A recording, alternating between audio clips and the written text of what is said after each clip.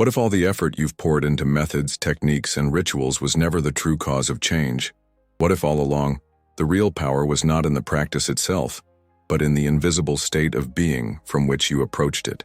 You've tried scripting, you've repeated affirmations, you've sat in silence hoping to see a sign, and maybe you've even felt that rush of hope, that momentary spark, only to watch it fade into the same doubts and frustrations that seem to circle back again and again. This is not because you are doing it wrong. It's because you've been taught to search in the wrong direction. Neville Goddard taught with a clarity that cuts through all the noise. Every technique, every so-called method, points back to one unshakable truth: living in the end, not visualizing endlessly, not chasing signs, not collecting more tools, but inhabiting, right now, the version of yourself who already has, already is, already lives the reality you seek. He called it assumption, but in truth, it is deeper than a word. It is the silent choice you make in the privacy of your imagination, the decision to breathe, to feel, to think, as though the desire is already complete. Yet here is where the hidden pain emerges. So many people move restlessly from one method to another, not because they lack discipline, but because they carry within themselves a subtle, spiritualized anxiety, the fear that no single method will actually work. They chase not out of faith, but out of doubt. They add layer after layer when the secret has always been subtraction. This restlessness, this hidden fear, is what keeps the door closed, even when the key has been in your hand all along. Neville said, "Change your conception of yourself and you will automatically change the world in which you live." That statement is not a metaphor. It is a literal description of how creation operates. When you shift who you are in imagination, reality has no choice but to reflect it. And today, even science confirms what mystics have always known. Dr. Joe Dispenza and modern neuroscience reveal that when you feel and imagine a future state as real, the brain does not distinguish between what is seen and what is imagined. It records the new vision as memory. It wires new neural pathways.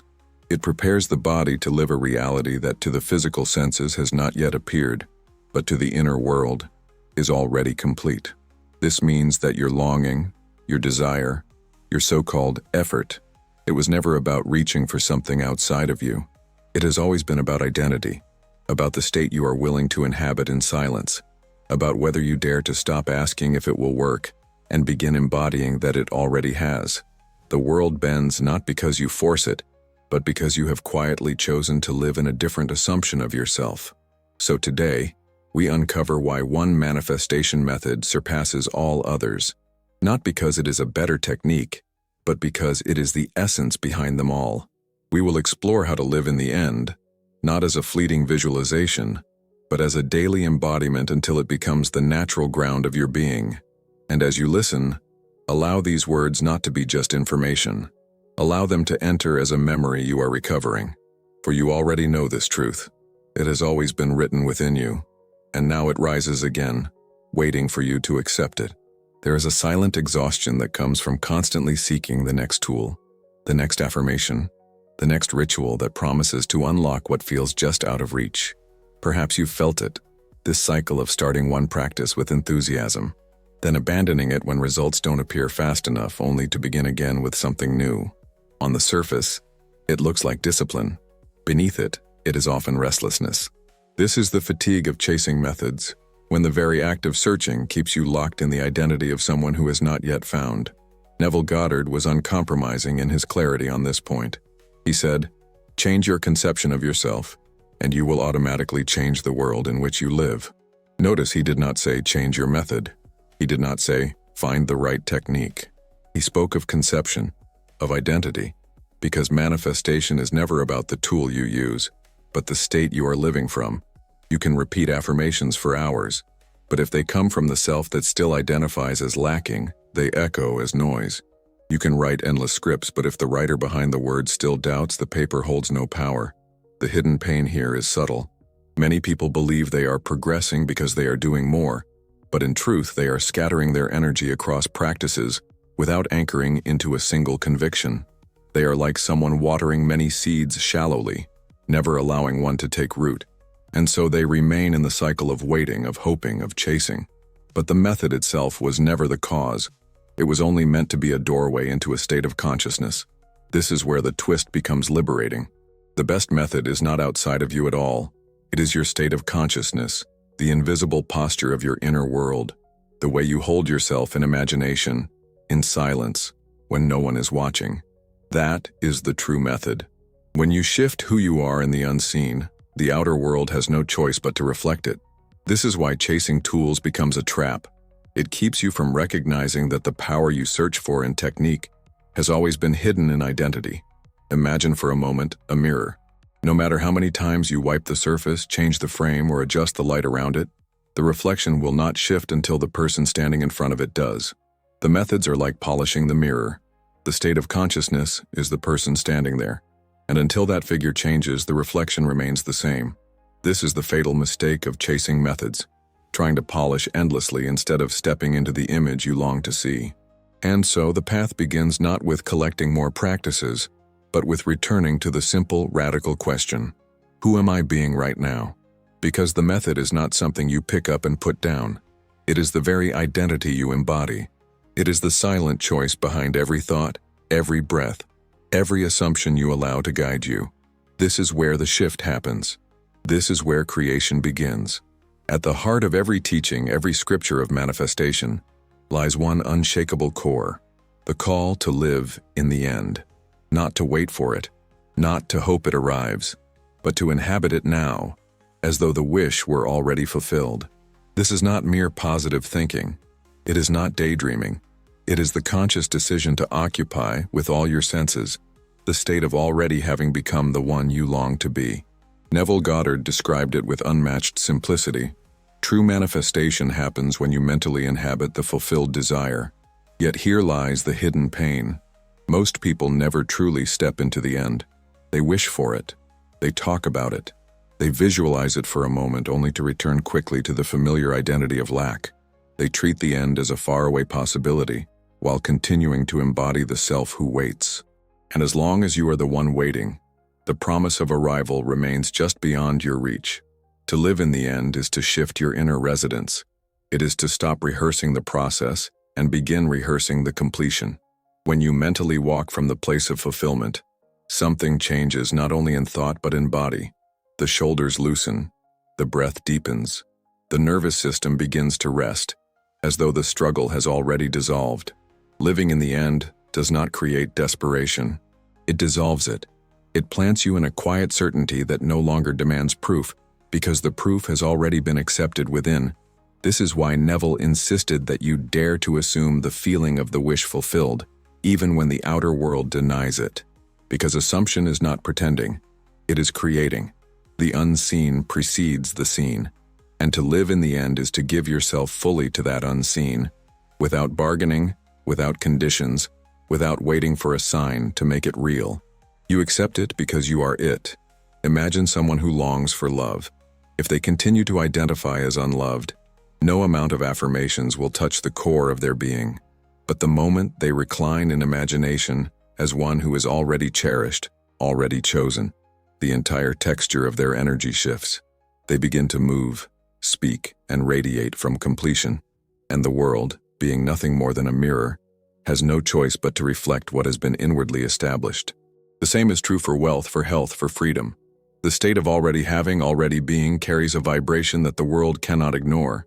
This is why all methods are secondary. The script you write, the affirmation you speak, the scene you visualize, they are only as powerful as the end you dare to occupy while practicing them. Without the end, they are empty words. With the end, even a single thought can rearrange an entire future. So the unshakable core is simple. Live in the end. Not tomorrow, not after evidence arrives, but now. Every breath, every thought, every image you hold, let them rise from the self who already stands in the completion of the desire. This is the foundation. This is the essence. This is the law. There is a reason so many desires remain suspended in the air like unclaimed dreams. It is not because the desire is too large, nor because the universe is withholding it, but because the desire and the identity of the one holding it have not yet merged into one. A desire that floats outside of self-concept will always feel distant. It glimmers as a possibility, but it cannot anchor into reality until it is claimed as identity. Think of it this way. To want something is to see it as separate. To live it is to see it as self. The turning point is not when you say, "I want wealth," but when you quietly know, "I am the one for whom wealth is natural." Not when you whisper, "I long for love," but when you feel, "I am already chosen, already cherished." As long as the desire remains a goal, it has not yet fused with the conception of self, and so the individual continues to reach outward instead of radiating from within. Even modern psychology echoes this truth. Self-determination theory, developed by DC and Ryan, shows that lasting motivation is not driven by external goals alone, but by the deep alignment of those goals with identity. When what you want feels foreign to who you believe yourself to be, resistance rises like a silent wall. But when what you want becomes who you are, no effort is required to sustain it. The identity carries the desire effortlessly, like breath carries life. Neville Goddard pointed to this with profound simplicity. Assumption is not about forcing the external world, but about adopting a new conception of self. When the self and the desire are one, the world naturally reflects it. You do not have to convince life to deliver what you already are. You only have to inhabit it until no separation remains. Ask yourself, not as a technique but as an inner invitation, who am I being when this desire is already fulfilled? Let that question sink deeper than thought. Notice how your body shifts as you hold it. Notice how the shoulders soften, how the mind quiets, how the breath carries a subtle relief when the answer is embodied. That is the merger of desire and identity. It is not a mental trick. It is a state of being that feels inevitable. When this merging happens, the old self who once longed begins to dissolve. You no longer think of yourself as someone waiting. You begin to live as someone remembering. The desire is not ahead of you. It is arising from you. And in that quiet fusion, reality has no choice but to mirror back the identity you have chosen. This is why so many attempts to manifest falter, not because the desire was impossible, but because it was never fully accepted as self. The secret, then, is not to chase desires as if they were treasures hidden in the distance, but to allow them to be absorbed into your being until you and the desire are indistinguishable. This is the moment where manifestation ceases to be effort and becomes expression. For what you are cannot be withheld from you. And when identity and desire are one, the outer world bends naturally to the inner choice. If thought is the seed, then emotion is the soil that allows it to take root. A desire imagined without feeling remains like a sketch drawn in the air, visible for a moment but easily erased by the winds of doubt. But when imagination is sealed with emotion, it enters the body. It becomes a memory of something already lived, and in that moment the subconscious receives it as truth. Neville Goddard captured this with a phrase that has echoed through generations. Feeling is the secret. He did not say that words were the secret. He did not say that repetition alone was the key. He pointed directly to the vibrational truth, that manifestation requires embodiment, and embodiment is carried by emotion. Without the emotional signature, an image remains flat. With it, the image becomes a living reality. Modern neuroscience confirms this ancient wisdom. The body does not distinguish between what is real and what is vividly imagined when emotion is present. When you feel joy, relief, or gratitude as though the event has already occurred, your nervous system begins to register it as happening now. New neural circuits form. The brain fires as if recalling memory instead of imagining fantasy, and slowly, the body becomes a living prophecy of the unseen future. But notice the subtle trap. Many people try to generate excitement, intensity, or exaggerated happiness, believing this will impress the subconscious. Yet it is not artificial excitement that seals a desire. It is authentic emotion that matches the natural end state. Wealth often carries the feeling of relief, of security, of quiet expansion. Love may feel like warmth, belonging, ease. Health may carry freedom, vitality, lightness. The seal is not about exaggeration. It is about congruence, the alignment of emotion with the state of already having. Close your eyes in silence and notice this difference. Imagine the desire fulfilled, not as a fantasy but as a memory. Feel the natural emotion that flows when the struggle is over, when the search is complete. That emotion is the doorway.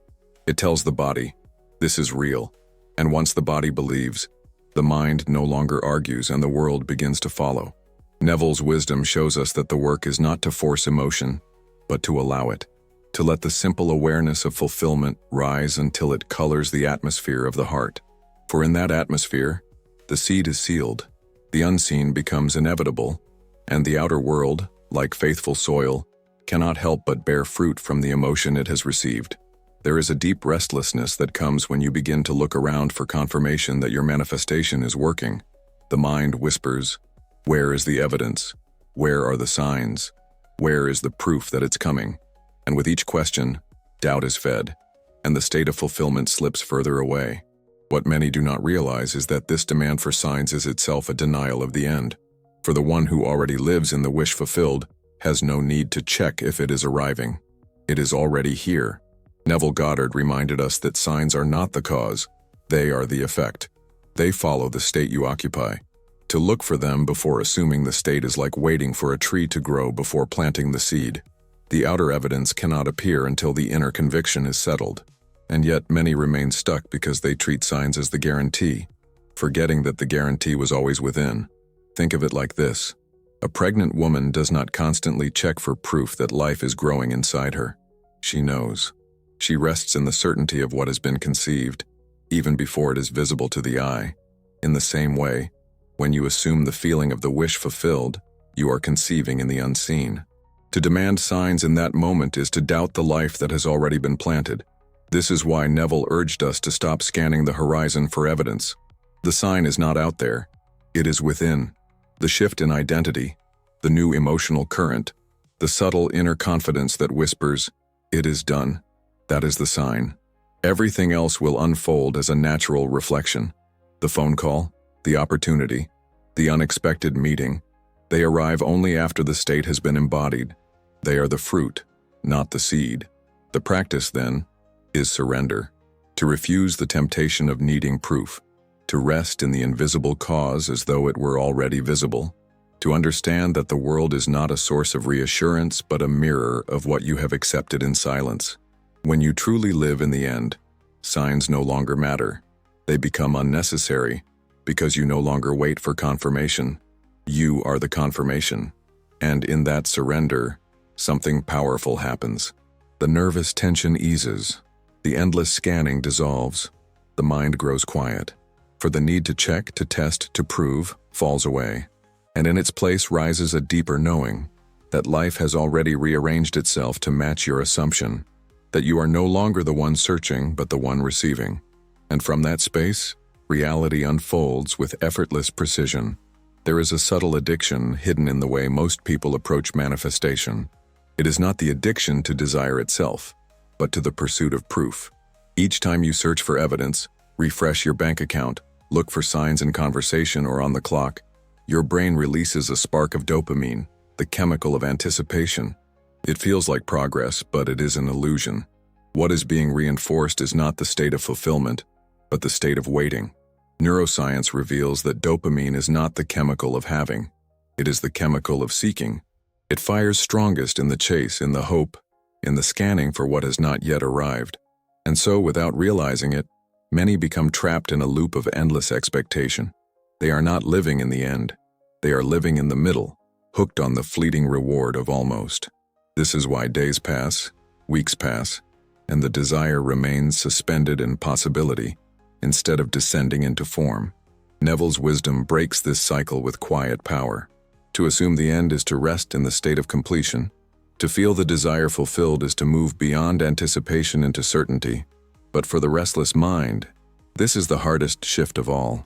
It has grown accustomed to the rush of searching, the thrill of looking for signs, the chemical satisfaction of almost there. Yet manifestation is not born from anticipation. It is born from embodiment. True fulfillment carries a different frequency. It is calmer, quieter, more stable. It does not demand constant confirmation because it already knows. It is like the exhale after holding your breath, the softening of the body after tension. The dopamine spike of pursuit cannot compare to the steady current of completion. One is a spark, the other is a flame that endures. This is why Neville urged us to anchor ourselves in the feeling of the wish fulfilled, not in the restless search for proof. Because when you condition your nervous system to celebrate as though it is already done, you begin to release a different chemistry into your body. Serotonin, oxytocin, the signals of peace and belonging, begin to replace the frantic pulses of dopamine. The body becomes stable in the state of already having. And from that stability, reality reshapes itself with ease. Imagine then, no longer being addicted to the chase. Imagine living as though the arrival has already occurred, so deeply that the need for proof dissolves. This is the release of the dopamine trap. This is the crossing into true fulfillment. And it is from this inner ground that the best manifestation method reveals its effortless power. For once you live in the end, the outer world cannot help but rise to meet you there. There is a quiet strength in simplicity, a force that many overlook in their search for elaborate methods. Neville Goddard often reminded us that a single inner scene, repeated with conviction, holds more creative power than hours of scattered affirmations or endless visualizations. One scene, when felt deeply, can carry the entire story of your desire already fulfilled. Think of it as a still frame from a film. A single image can suggest the beginning, the climax, and the resolution of the entire story. When you hold one scene with faith, it condenses the essence of your desire into a memory the subconscious can accept. For the subconscious does not need paragraphs of explanation. It needs only the impression of completion, vivid enough to be believed. The mistake many make is multiplying images, repeating countless words, or jumping from one vision to another. In doing so, they scatter the energy that could have been condensed into one magnetic point of creation. But when you choose one clear scene, an embrace that implies love has already been found, a bank notification that implies wealth is already yours, a handshake that implies success has already been secured, you give your imagination a singular anchor. The scene becomes the seed. Neville's brilliance was to show that this one scene, replayed with the conviction of reality, becomes a doorway the subconscious cannot resist. Each repetition strengthens its roots until it no longer feels like imagination, but memory. And once the subconscious accepts it as memory, the outer world begins to mirror it as fact. Notice how different this is from striving, from trying to force belief. It is not about dramatic effort. It is about quiet consistency. One inner scene, held night after night, becomes the rhythm of a new life unfolding. It requires less effort than endless words, and yet produces more lasting change. Imagine holding that single scene until it becomes second nature, until it slips into your dreams, into your mornings, into the background of your day. You no longer push to remember it. It remembers you. This is the silent alchemy Neville spoke of, where imagination and faith merge into inevitability. The power lies not in quantity, but in clarity, not in repetition of many, but in conviction of one. For a single image, believed, can alter the entire course of your life. This is the essence of the best manifestation method, not complication, but mastery of simplicity. So many seekers fall into the trap of believing that intensity is the key, that if they push hard enough, visualize long enough, or repeat affirmations with enough force, reality will finally bend. But intensity, born of desperation, often burns itself out before it leaves any real impression. The subconscious is not persuaded by bursts of frantic energy. It is shaped by steady conviction, repeated calmly and consistently until it becomes natural. Neville Goddard made this clear. The subconscious does not respond to effort. It responds to assumption. A single moment of deep faith carries more weight than hours of strained repetition. Yet the ego prefers intensity because it feels dramatic. It feels like progress. It feels as though something is being forced into place. But manifestation is not a matter of force. It is a matter of identity becoming familiar. And familiarity is born of consistency. Consider the way water wears down stone, not through a single wave crashing violently, but through the quiet persistence of drops falling again and again. In the same way, the mind and body are reconditioned by small, repeated immersions in the state of fulfillment. Just a few steady moments each day, embraced with sincerity, can impress the subconscious more deeply than hours of exhausting effort, followed by collapse into doubt. This is why so many become discouraged. They expect an overnight transformation, an immediate explosion of results. But the subconscious, like fertile soil, responds to repeated planting. Each consistent assumption adds depth until the seed of imagination becomes inevitable fruit. The process is not rushed. It is lived. And in this gentle rhythm, the self-image quietly shifts. When you embody the end consistently, even for brief moments, the identity of already having becomes natural. And what is natural no longer feels like work. It no longer requires discipline or force. It becomes who you are. This is the power of consistency. It bypasses the strain of intensity and dissolves the cycle of burnout. Neville's teaching reminds us that faith does not need to shout. It needs only to be steady. A whisper repeated daily will shape reality more surely than a scream uttered once in desperation. For the subconscious listens not to volume, but to conviction. And conviction is strengthened in repetition, in rhythm, in the quiet consistency of living as though the wish fulfilled were already true. The best manifestation method, then, is not about how much effort you exert, but about how faithfully you return to the state of the end. Again and again, gently, steadily, until it becomes the ground you stand on without even trying. This is the way identity shifts. This is the way the unseen becomes the seen. Every new state of consciousness carries with it a shadow, the echo of the old self that insists on being remembered. Neville Goddard called this the only true battle we face. The struggle is never with the outer world, but with our former concept of self.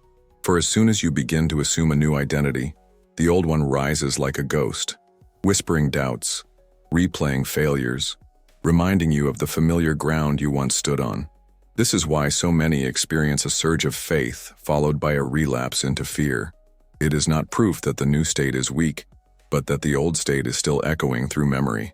When you decide to live as wealthy, the old awareness of lack may still tug at your attention. When you assume love, the old voice of loneliness may still speak. These are not signs of failure.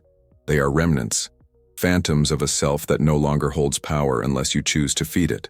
Neville taught that you do not argue with these ghosts. To wrestle with them is to give them life again. The moment you defend your new state against doubt, you are acknowledging the doubt as real. The battle is not won by fighting. It is won by refusing to return to the old awareness at all. To recognize the whispers as nothing more than memories, fading images of a self that is already dissolving. Imagine a man who has moved from one home to another.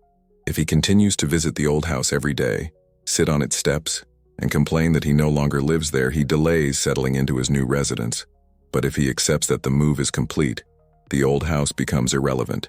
He may remember it, but he no longer identifies with it. So it is with the self. The old concept will knock at the door, but you are not required to answer. This is why Neville insisted that assumption must be unwavering, not because reality punishes you for slipping, but because your persistence teaches the subconscious which identity to honor. Each time you return to the end, you weaken the grip of the old. Each time you decline to wrestle with the ghost of who you were, you strengthen the reality of who you are becoming. The battle with old awareness, then, is not dramatic. It is quiet. It is fought in silence, in the moment you choose not to indulge the old story, not to rehearse the old pain. You acknowledge the doubt, but you no longer bow to it. You see the fear, but you no longer call it yours. And in this gentle refusal, the old awareness fades. Eventually, the new identity grows stronger than the echo.